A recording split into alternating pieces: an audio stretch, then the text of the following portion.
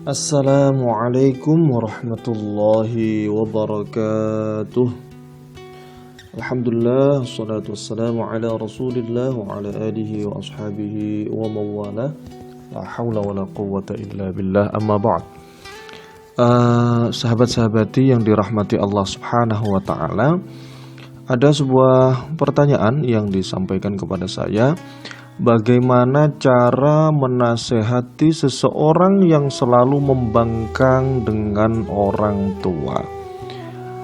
Baik ya, jadi memang seringkali kita sebagai anak ini merasa terkekang atau merasa kemudian selalu diawasi, selalu diperintah atau apapun itulah ya oleh orang tua kita. Namun demikian bahwa kita harus meyakini sepenuhnya yang namanya orang tua tentu melakukan apapun dilandasi karena rasa sayangnya kepada anak. Nah, sehingga sesungguhnya misalnya orang tua melarang kita untuk ini, untuk itu, atau terkesan dalam tanda kutip ya mengekang kita, itu sesungguhnya adalah untuk kebaikan kita. Nah, sedangkan kalau dari perspektif agama, orang tua ini memiliki kedudukan yang amat tinggi ya bagi kita sebagai anak dalam kehidupan kita di dunia ini. Artinya betul-betul orang tua ini harus kita prioritaskan, harus kita utamakan untuk kita hormati. Ya, ini yang perlu kita sampaikan ya kepada teman-teman kita mungkin yang kita tahu dia sering membangkang atau sering membantah atau bersikap kurang baik terhadap orang tuanya gitu ya. Contoh misalnya kalau kita membuka Al-Quran, kita akan menemukan banyak ayat yang memberikan gambaran kepada kita ya betapa orang tua ini memiliki peran yang penting sekaligus juga memiliki posisi yang mulia bagi kita sebagai anak-anaknya. Di surat Al-Isra misalnya ayat ke-23 dan seterusnya ini menggambarkan tentang bagaimana hendaknya kita bersikap kepada kedua orang tua kita. Allah Subhanahu wa taala berfirman, "Wa qada rabbuka alla ta'budu illa iyyahu wa bil walidaini ihsana. Imma yablughanna 'indakal kibara ahaduhuma aw kilahuma fala taqul lahumā uffin wa la tanharhumā wa qul lahumā qawlan karīmā. Wakhfid lahumā janāha adh-dhulli minar rahmah wa qur rabbirhamhumā kamā rabbayānī shaghīrā."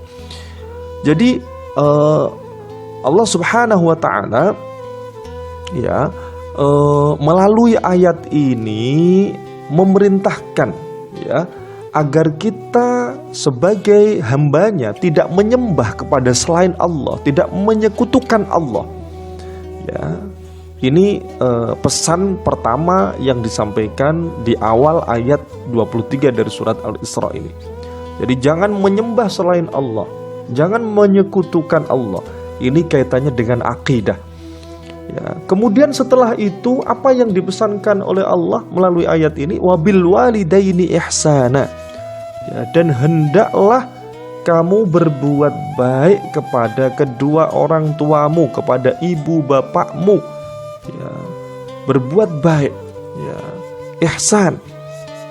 Gitu. Jadi ihsan ini memang mencakup dua dimensi ya. Ihsan yang kaitannya dengan hubungan kita secara sosial dengan sesama manusia ya, hubungan kita dengan kedua orang tua kita, dengan saudara-saudara kita, dengan masyarakat yang ada di sekeliling kita kan gitu ya. Ini kita diperintahkan untuk selalu berbuat baik ya. Kalau kepada orang lain saja kita berbuat baik, maka kepada kedua orang tua lebih diprioritaskan ya. Kita harus lebih berbuat baik lagi kepada kedua orang tua kita.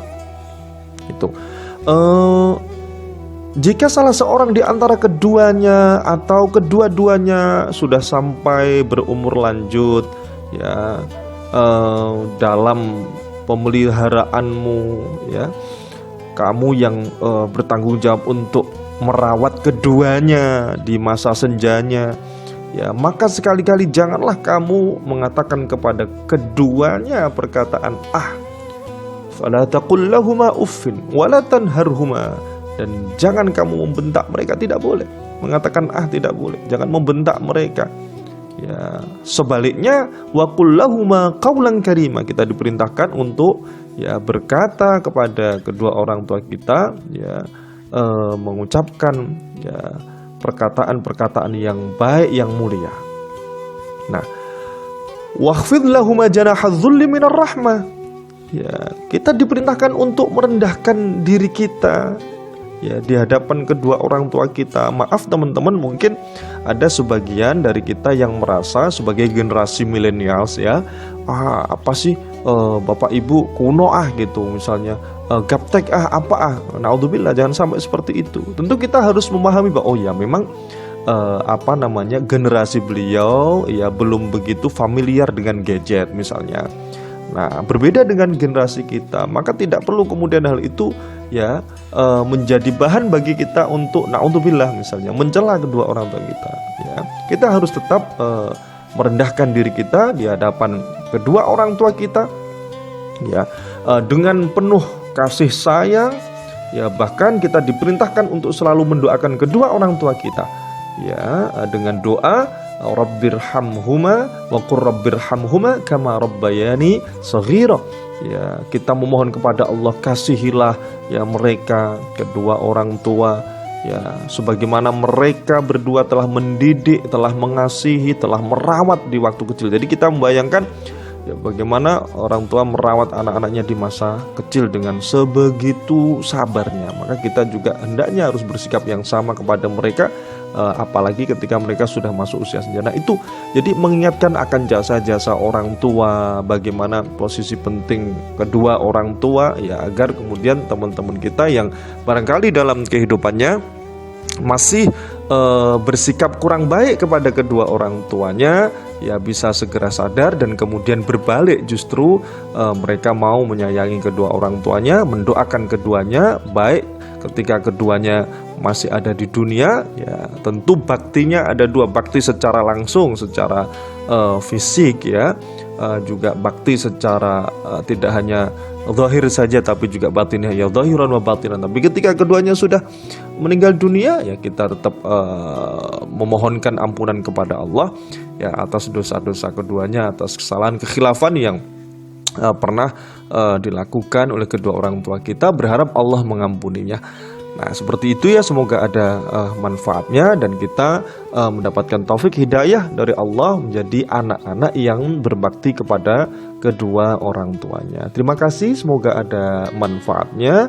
Assalamualaikum warahmatullahi wabarakatuh.